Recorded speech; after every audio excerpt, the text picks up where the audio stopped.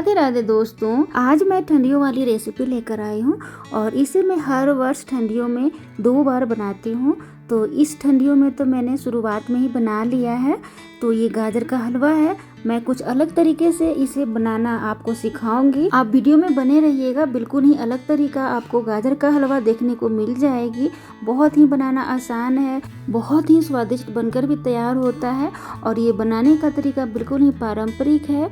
और ये देखिए हमारा टोटल 1.5 kg मैंने ना 1.5 kg से थोड़ा सा कम होगा गाजर लिया था और उतनी का देखिए कितना सारा हमारा गाजर का हलवा बनकर तैयार है। तो इसे बनाते कैसे हैं शुरू करते हैं। तो यहाँ पे मैंने लगभग 1.5 kg लिया है। 1.5 kg से मैंने थोड़ा सा कम लिया है और ये गाजर है। तो गाजर को सबसे पहले ना काफ़ी बढ़िया से साफ़ करना होता है।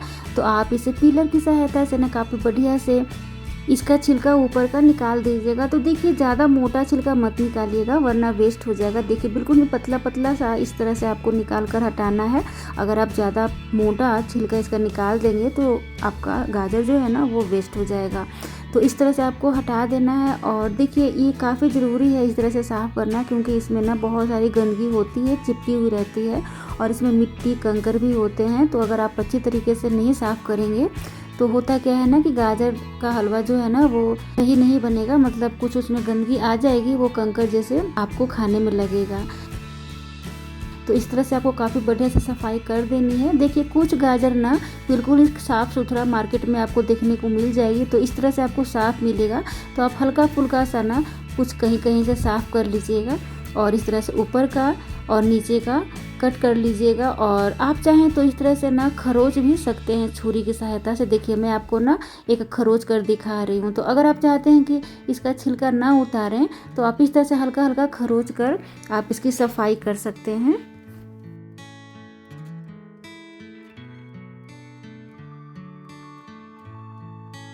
सभी को काफ़ी बढ़िया से मैंने साफ़ कर लिया है और पानी से मैंने इसे धो भी लिया है। तो अब क्या करना है, कद्दूकस की सहायता से इसे कद्दूकस करेंगे। तो देखिए इसे ना आप अगर मोटे वाले कद्दूकस से अगर कद्दूकस करना चाहते हैं तो उसे भी कर सकते हैं और पतले वाले से अगर करना चाहते हैं तो उसे भी कर सकते हैं। सभी को काफ़ी बढ़िया से कद्दूकस मैंने कर दिया है और देखिए कितना बढ़िया से हमारा साफ़ सुथरा सा गाजर क्रश हो चुका है। अब एक कढ़ाई को गर्म करेंगे और आंच को बिल्कुल तेज़ रखेंगे और इसी में डालेंगे सारा कद्दूकस किया हुआ गाजर। और गाजर डालने के बाद यहाँ पर मैं दूध डालूंगी। तो देखिए यहाँ पे मैंने पहले घी का इस्तेमाल नहीं किया है, जैसा कि मैंने बताया था मेरा तरीका बिल्कुल ही अलग है बनाने का। तो यहाँ पे सबसे पहले मैंने कढ़ाई में गाजर दे दिया है और दूध डाल दिया है। तो दूध का मात्रा अब कितना होना चाहिए मैं आपको बताती हूँ। सबसे पहले तो यहाँ पे आंच को आपको काफ़ी तेज रखना है और दूध का मात्रा होना चाहिए, ये जो हमारा गाजर है ना वो गाजर बिल्कुल ही डूब जाना चाहिए दूध से, ठीक है ना। देखिए आप कम दूध में भी इसे बना सकते हैं, पर गाजर जो है ना वो प्रॉपर पकेगा नहीं, इस कारण से मैंने बताया है कि बिल्कुल ही दूध इतना आपको डालना है कि गाजर बिल्कुल डूब जाना चाहिए। देखिए हमारा गाजर जो है ना कद्दूकस किया हुआ बिल्कुल ही डूबा हुआ है दूध में, उतना आपको डालना है। और यहाँ पे आपको किसी भी तरह से कोई भी चीनी या फिर कोई भी चीज़ डालना नहीं है, बस आपको मैं बताती हूँ क्या डालना है। तो यहाँ पे मैंने ना 10 से 15 छोटी वाली इलायची ले लिया है और इसे काफ़ी बढ़िया से कूटेंगे। और कूटने के बाद इसका जो छिलका है ना उसको हटा लीजिएगा। तो देखिए इसका छिलका का इस्तेमाल आप चाय बनाने में कर सकते हैं। जब भी आप चाय बनाते हैं ना उसको आप डाल लीजिएगा छिलका, काफ़ी बढ़िया सा टेस्ट आएगा। और सिर्फ बीज को मैंने लिया है और बीज का सिर्फ पाउडर बना लेंगे। काफ़ी बढ़िया से इसे कूट कर इसका पाउडर बना लेंगे और लगभग ये 1 चम्मच पाउडर हमारा बनकर तैयार हुआ है।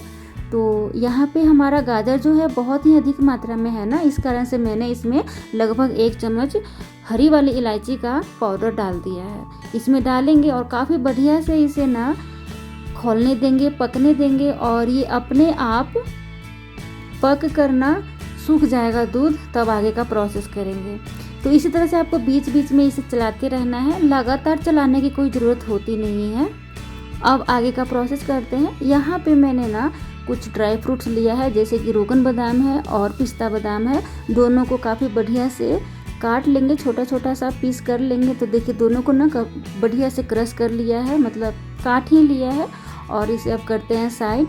तो यहाँ पे गाजर का हलवा भी है ना, जो मतलब दूध जो है वो आधा सूख चुका है, तो इसे पूरा सुखा देंगे। इसी तरह से तेज़ आंच पर चलाते हुए सुखा देना है। तो देखिए अब बिल्कुल ही सूख चुका है। तो आधा घंटा हो चुका है और आधा घंटा में ना पूरा हमारा जो दूध है वो सूख चुका है। तो जब अच्छी तरह से दूध सूख जाए तो यहाँ पे घी डालना है। तो देखिए घी का मात्रा ना आप बहुत अधिक भी डाल सकते हैं, पर मैंने यहाँ पे कम से कम घी का इस्तेमाल किया है।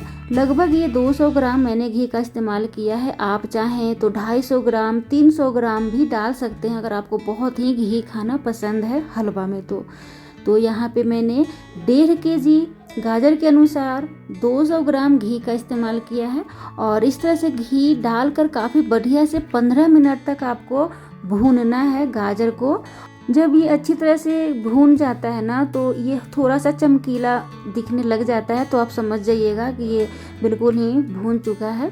तो देखिए हमारा बहुत ही अच्छा से ये भून चुका है, अब चमकीला बन गया है हमारा गाजर। तो अब यहाँ पे मैं डालूँगी शुगर सिरप। तो देखिए यहाँ पे आप ना चीनी का इस्तेमाल कर सकते हैं। मैं यहाँ पे चीनी का इस्तेमाल नहीं कर रही हूँ, क्योंकि ना ये हमारे पास ना गुलाब जामुन का ना सिरप बचा हुआ है, तो मैंने सोचा चलो इसी में इस्तेमाल कर लेते हैं। तो हमें चीनी डालने की ज़रूरत भी नहीं पड़ेगी और वो सिरप भी हमारा वेस्ट नहीं होगा। तो अगर आपके पास सिरप नहीं है तो आप यहाँ पे आप अपने मात्रा अनुसार चीनी डाल सकते हैं। और चीनी डालने के बाद उसे फ्राई कीजिएगा, भूनिएगा। यहाँ पे मैंने घर पे मावा बनाया है, यानी कि खोया। ये दूध का बनाया जाता है। अगर आप चाहते हैं कि इसे कैसे बनाते हैं तो आप कमेंट कर सकते हैं, मैं रेसिपी ले आऊँगी। तो अब मैं खोया भी लगभग 200 ग्राम यहाँ पे डालूँगी। तो देखिए 200 ग्राम मैंने घी डाला है और 200 ग्राम यहाँ पे खोया का भी इस्तेमाल मैं कर रही हूँ। और जैसा कि मैंने फिर से बताया है कि अगर आप चाहते हैं खोया का इस्तेमाल यानी कि मावा का इस्तेमाल ज़्यादा करना, तो आप ज़्यादा मात्रा में भी कर सकते हैं, पर मैंने यहाँ पे बैलेंस रखा है सभी का। काफ़ी बढ़िया से इसे भूनेंगे और अब धीमी आंच कर देंगे और भून करना काफ़ी, मतलब इसे भी 15 से 20 मिनट तक धीमी धीमी आंच पर भूनेंगे। और भून जाने के बाद ना ये खुद ही चमकीला सा हो जाएगा, घी बिल्कुल ही दिखने लग जाएगा, गाजर में अलग अलग हो जाएगा। तो तब तक आपको भूनते रहना है, जब तक घी आपको ना दिखे, तेल जैसा अगर आपको गाजर में ना दिखे तब तक आपको भूनते रहना है। अगर आप भूनने में थोड़ा सा भी चूक कर देंगे तो गाजर का हलवा ज़्यादा स्वादिष्ट बनकर तैयार नहीं होगा। तो इसे तब तक भूनना है जब तक कि घी जैसा ये दिखने ना लगे ऊपर से। तो देखिए हमारा बहुत ही अच्छा सा गाजर का हलवा बनकर तैयार है। अब मैं इसे एक निकाल रही हूँ ट्रे में और गाजर का हलवा काफ़ी बढ़िया से सेट कर दिया है। ऊपर से मैंने डाला है पिस्ता बादाम, रोगन बादाम। और अब आप इसे कट कर सकते हैं और इसे अगर आप चाहते हैं फ्रिज में रखना तो फ्रिज में भी रख सकते हैं।